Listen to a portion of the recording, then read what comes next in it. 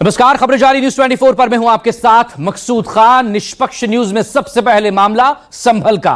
रविवार को संभल में जामा मस्जिद के सर्वे के दौरान हुई हिंसा में मरने वालों की तादाद 4 हो गई है। पुलिस के मुताबिक मृतकों की पोस्टमार्टम रिपोर्ट में मृतकों की बॉडी में देसी तमंचे के कारतूस मिले हैं, तो साथ ही उन्हें नजदीक से गोली मारे जाने की बात भी कही जा रही है। हालांकि विपक्षी दलों का यह इल्जाम है कि बीजेपी के इशारे पर पुलिस जानबूझकर खून खराबा पुलिस प्रशासन ने वहां पर करवाया है, लिहाजा इस मामले में पुलिस और प्रशासन के आला अधिकारियों पर हत्या का मामला दर्ज होना चाहिए। हालांकि संभल को लेकर विपक्षी दलों ने संसद में चर्चा की मांग भी की है, लेकिन सभापति ने इसकी इजाजत नहीं दी। विपक्ष की तमाम कोशिशों के बावजूद संसद में संभल पर चर्चा नहीं हो सकी।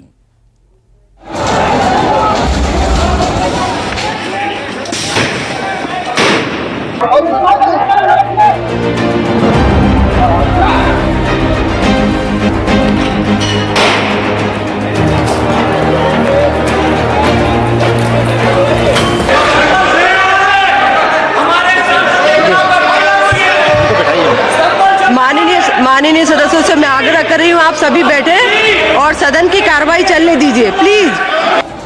संभल में पुलिस की मौजूदगी में 4 नौजवानों की मौत पर संसद में कोई चर्चा तक नहीं हो सकी। देश के सबसे बड़े सूबे को हिंसा की आग में किसने धकेला, ये सवाल देश की सबसे बड़ी पंचायत में सुना तक नहीं गया। संसद के शीतकालीन सत्र में विपक्ष ने यह मुद्दा उठाने की कोशिश तो की, लोकसभा में नारेबाजी भी हुई, लेकिन विपक्ष की आवाज नक्कार खाने की तूती बनकर रह गई। आप सभी सदन की कार्रवाई चलाना नहीं चाहते क्या? क्या जियाउल इस्लाम वहाँ थे? हमारे विधायक वहाँ थे, सांसद थे क्या वहाँ? जियाउर रहमान। कोई बता दे, वो बेंगलोर में थे, वो अपने कार्यक्रमों में थे, संभल में नहीं थे। कि ऑर्डर मिलने के बाद ही संभल के जिलाधिकारी, संभल के पुलिस अधीक्षक आदेश को पढ़े बगैर 2 घंटे बाद ही सर्वे के लिए पुलिस बल के साथ शाही जामा मस्जिद पहुंच गए। परंतु दिनांक 23 तारीख को रात पुलिस प्रशासन द्वारा कहा गया कि 24 तारीख को यानी अगले दिन सुबह को दोबारा सर्वे किया जाएगा। आखिरकार पहले एक बार सर्वे हो गया।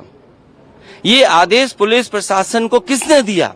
संभल में जो सर्वे था वो न्यायालय के आदेश से उस सर्वे टीम गई थी। अब न्यायालय के आदेश से न्यायपालिका के निर्णय पे अगर कोई कार्य कर रही है कार्यपालिका और उस पर पथराव हो या उस पर व्यवधान हो, किस तरह से ये परिस्थितियां निर्मित हुई है उसकी निश्चित तौर से जांच भी हो रही है। नहीं, ये आदेश तो नहीं दिया कि 4 लोगों को आप गोली मार दें, हत्या कर दें। ये पूरी तरीके से सुनियोजित ढंग से ध्यान हटाने के लिए जरूरी मुद्दों से हत्या है। देश संविधान की मर्यादा को आज कुचला जा रहा है, संवैधानिक अधिकारों को कुचला जा रहा है। वर्शिप एक्ट 1991 में जो प्रावधान है कि जो जिस स्थिति में जो धार्मिक स्थल था उसी स्थिति में रहेगा। 15 अगस्त 1947 के समय से आज ये नई चीजें लाके जो अस्थिर करने का माहौल किया जा रहा है, लोगों में आपसे झगड़े कराए जा रहे हैं, गोलियों से जो है सीधा हमला हो रहा है, इसका जवाब सरकार को देना चाहिए। यही जवाब मांगने के लिए जैसे ही हम उठे और हमने अपने सवाल जो है उठाया, तत्काल जो है स्पीकर साहब ने हाउस को जो है अर्जन कर दिया। कोर्ट की स्थिति भी किससे छिपी भी नहीं है। कोर्ट भी एक पक्ष से सुन के अगर कार्रवाई करेगा या ऑर्डर करेगा तो कोर्ट की जो है स्थिति पे, कोर्ट की जो उस पे ऑर्डर पे भी संदेह किया जा सकता है। यहाँ कई बार ऑर्डर बदले भी गए। रविवार कल सुबह जैसे ही सर्वे की टीम संभल की जामा मस्जिद पहुंची, नौजवानों की भीड़ ने सर्वे का विरोध किया। पुलिस के मुताबिक भीड़ ने सर्वे टीम और सुरक्षा बलों पर पत्थरबाजी की, जिसके जवाब में पुलिस ने आंसू गैस के गोले दागे। लेकिन 4 नौजवानों की मौत किसकी गोली से हुई, इस सवाल का जवाब पुलिस नहीं दे पाई।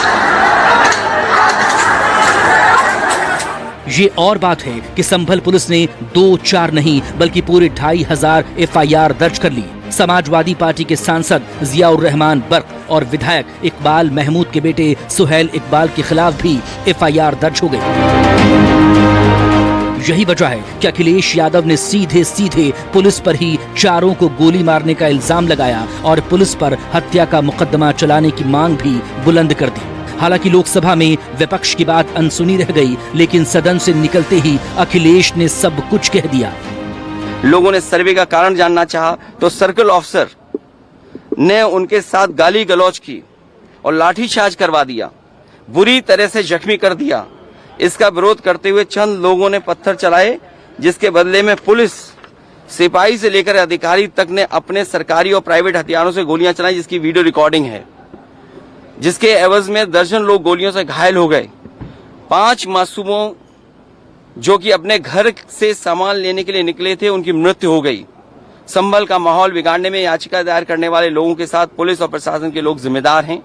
इनको निलंबित किया जाना चाहिए और हत्या का मुकदमा चलाया जाना चाहिए, जिससे कि लोगों को इंसाफ मिल सके और आने वाले समय में कोई इस प्रकार की संविधान के खिलाफ गैर कानूनी घटना को अंजाम न दे जा सके। किसी बात का यकीन नहीं, क्योंकि प्रशासन ने दंगा कराया, प्रशासन के साथ दंगाई गए हैं, प्रशासन के साथ भीड़ गई जिन्होंने उकसावा दे करके वहाँ दंगा कराया। उसके बाद प्रशासन ने सीधे गोलियां मारने का। संभल की घटना बहुत ही दर्दनाक है, दिल को दहलाने वाली है, और इस घटना की निंदा करने के लिए मैं समझता हूं कोई शब्द नहीं है।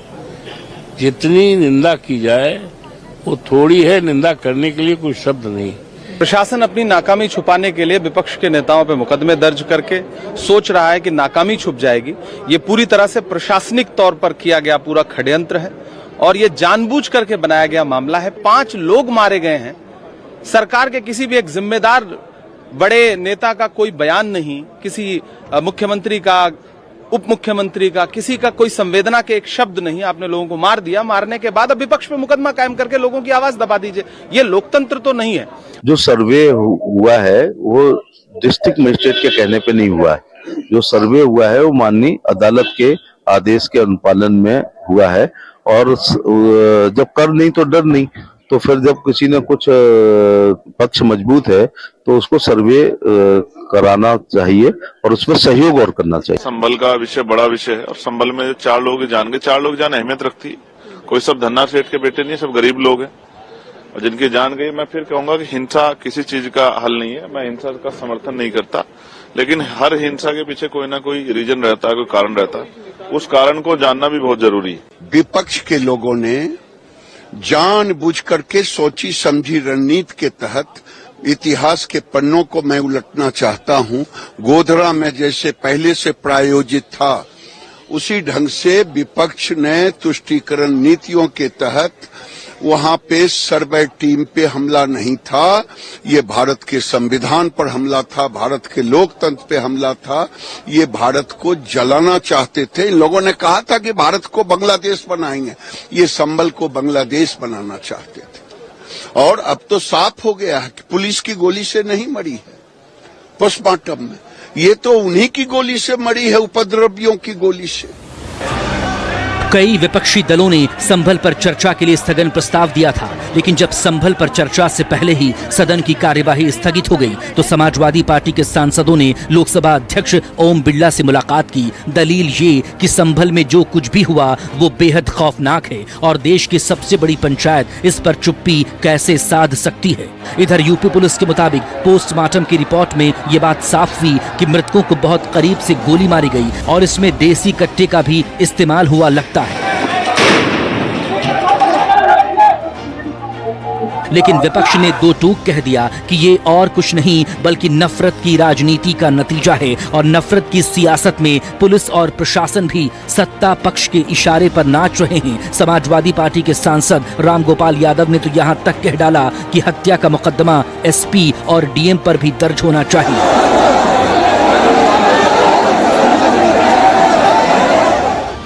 दीपक राठी नाम के हमारे सब इंस्पेक्टर हैं, जो भी कल घायल भी हुए थे, उनके द्वारा, जो यहाँ के एकता चौकी प्रभारी भी हैं, 800 लोगों के खिलाफ मुकदमा लिखवाया है उन्हें। जियाउर रहमान बर्क और सोहेल इकबाल नामक ये 2 नामजद अभियुक्त हैं, जिनको उन्होंने अभियुक्त बनाया है। उनके द्वारा बताया गया है कि भीड़ को इन लोगों ने भड़का के बलवे का रूप दिया। यह उल्लेखनीय है कि जियाउर रहमान बर्क को 168 BNSS का नोटिस जनपद संभल की थाना कोतवाली पुलिस द्वारा भी पूर्व में दिया गया था उनके द्वारा पूर्व में भी भड़काऊ भाषण दिए गए थे। हम ये मांग करते हैं कि जिन लोगों ने गोली चलाई है, जिनके लिए जिम्मेदार वहाँ के डीएम एसपी हैं, इन पे हत्या का मुकदमा कायम होना चाहिए। इस मामले में लगातार पड़ताल की जा रही है और पड़ताल करने के बाद जिस तरीके की चीजें निकल रही हैं उसके हिसाब से कार्रवाई की जा रही है। उसमें FIR हुई है, अभी आगे जिस हिसाब से इंक्वायरी में आएंगे और भी FIRs होंगे।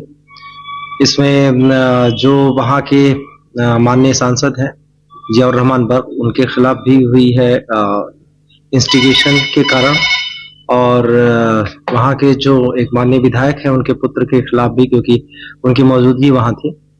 सभी जो कार्रवाइयां हो रही हैं साक्ष्यों के आधार पर हो रही हैं। बड़ा अच्छा हुआ कि पुलिस आरोपी लगा रही है, पुलिस और कुछ नहीं कह रही है, ये बहुत अच्छी बात है। हम पुलिस से क्या कहें जब पुलिस ही माहौल को खराब करने पर आमादा हो? हम क्या कहें, किससे कहें?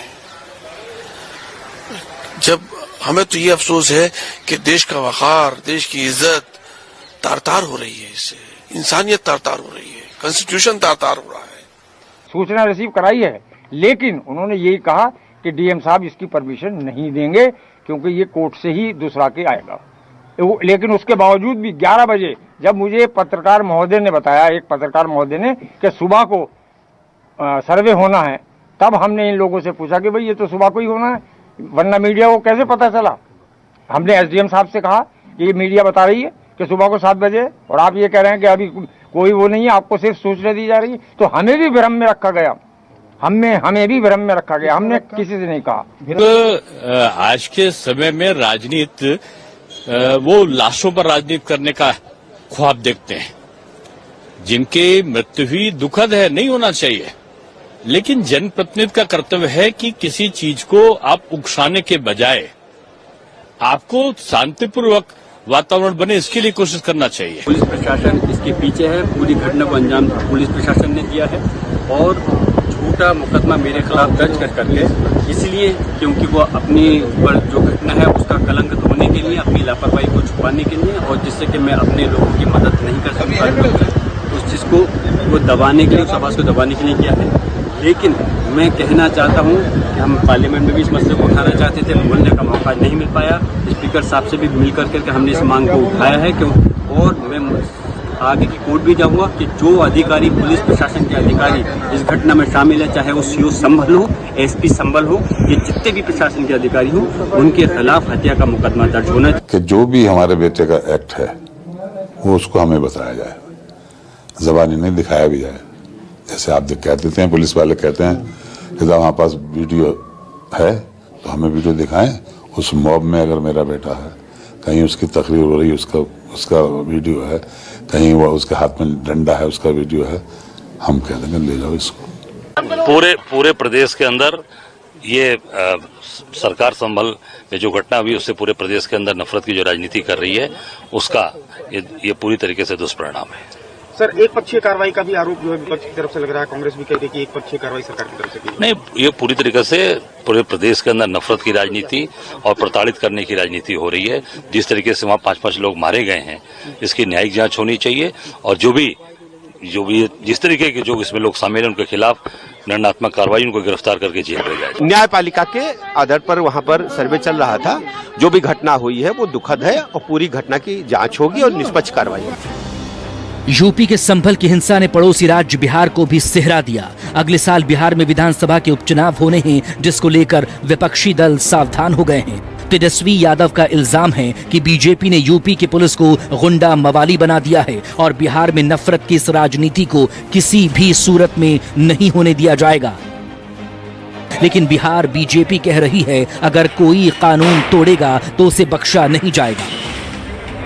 दुखद और दुर्भाग्यपूर्ण है, कानून को तोड़ने वाले बख्शे नहीं जाएंगे। सरकार जिस तरीके से पुलिस का दुरुपयोग कर रही है, मतलब पुलिस के लोगों को गुंडा मवाली जो है उसमें तब्दील कर दिया गया है। जिस हिसाब से क्रिमिनल बना दिया गया है पुलिस के लोगों को यूपी में, ये बहुत ही दुर्भाग्यपूर्ण है।